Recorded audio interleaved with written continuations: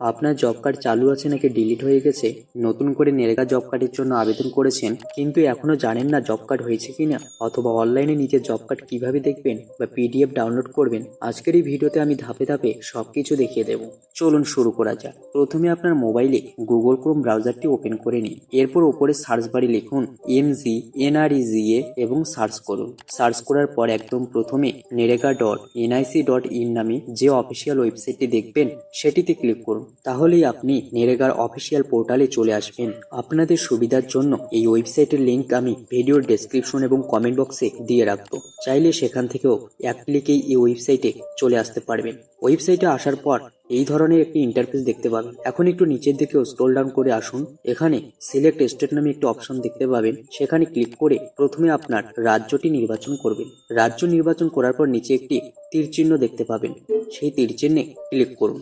এরপর আপনার সামনে ডিস্ট্রিক্ট অর্থাৎ জেলা নির্বাচন করার অপশন চলে আসবে। এখান থেকে আপনার জেলা নির্বাচন করুন। জেলা নির্বাচন করার পর পরবর্তী পেজে দেখবেন ওই জেলার অন্তর্গত সমস্ত ব্লকের তালিকা চলে এসেছে। এখান থেকে আপনার ব্লকের নামের উপর ক্লিক করুন। এরপর আবার একটি নতুন পেজ খুলবে। এখানে আপনি যে ব্লকটি নির্বাচন করেছেন সেই ব্লকের অন্তর্গত সমস্ত গ্রাম পঞ্চায়েতের নাম দেখতে পাবেন। এখান থেকে আপনার গ্রাম পঞ্চায়েত নির্বাচন করবেন। এরপর অনেকগুলো অপশন দেখতে পাবেন। এখান থেকে প্রথমে জব কার্ড রেজিস্ট্রেশন সেকশনে আসুন। তারপর 3 নম্বর অপশন জব কার্ড এমপ্লয়মেন্ট রেজিস্টারে ক্লিক করুন। এখন আপনার সামনে ওই গ্রাম পঞ্চায়েতের অধীনে যতজন জব কার্ড হোল্ডার আছেন তাদের সকলের নাম এবং জব কার্ড নাম্বারের তালিকা দেখতে পাবেন। এখানে একটি গুরুত্বপূর্ণ বিষয় আপনাদের জানিয়ে রাখি, যে জব কার্ডগুলোর পাশে লাল রঙের স্টার মার্ক দেখতে পাবেন সেগুলো ডিলিট হয়ে গেছে। তাই যদি আপনার জব কার্ডের পাশেও এই ধরনের স্টার চিহ্ন থাকে তাহলে বুঝবেন সেটি আর অ্যাক্টিভ নেই। এখন যদি আপনি নতুন জব কার্ডের জন্য আবেদন করে থাকেন তাহলে আপনার নতুন জব কার্ড নম্বর খুঁজে বের করতে হবে। এত বড় তালিকা থেকে খুব দ্রুত নিজের নাম খুঁজে বের করার জন্য উপরে 3টি ডটে ক্লিক করুন।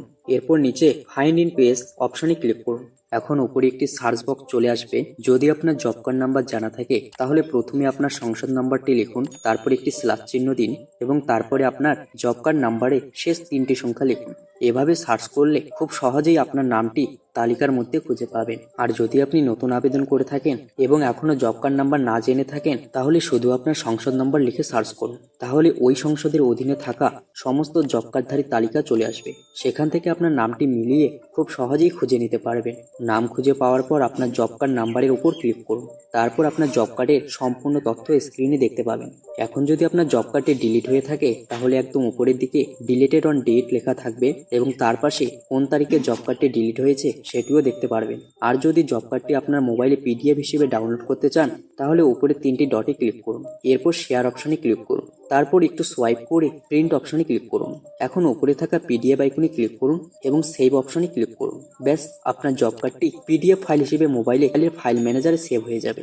এখন আমি ফাইল ম্যানেজারটি ওপেন করছি। এরপর ডাউনলোড ফোল্ডারে ঢুকছি। দেখুন এখানে আপনার ডাউনলোড করা জব কার্ডের পিডিএফ দেখতে পাচ্ছেন। এইভাবে খুব সহজে বাড়িতে বসেই নিজের মোবাইল ফোন দিয়ে জব কার্ড দেখতে পারবেন, ডিলিট হয়েছে কিনা জানতে পারবেন এবং প্রয়োজন হলে পিডিএফ আকারে ডাউনলোডও করে নিতে পারবেন। আশা করি আজকের ভিডিওটি আপনাদের অনেক উপকারে আসবে। ভিডিওটি যদি ভালো লেগে থাকে বা সামান্য হলেও উপকারে আসে তাহলে অবশ্যই একটি লাইক করবেন। আর আমাদের চ্যানেলে যদি নতুন হয়ে থাকেন তাহলে সাবস্ক্রাইব করে পাশে থাকা বেল আইকনটি চাপতে ভুলবেন না, যাতে ভবিষ্যতে এই ধরনের গুরুত্বপূর্ণ সরকারি পরিষেবা সংক্রান্ত ভিডিও সবার আগে পেয়ে যান। আজ এই পর্যন্তই। সবাই ভালো থাকবেন, সুস্থ থাকবেন। আবার দেখা হবে পরবর্তী ভিডিওতে। ধন্যবাদ।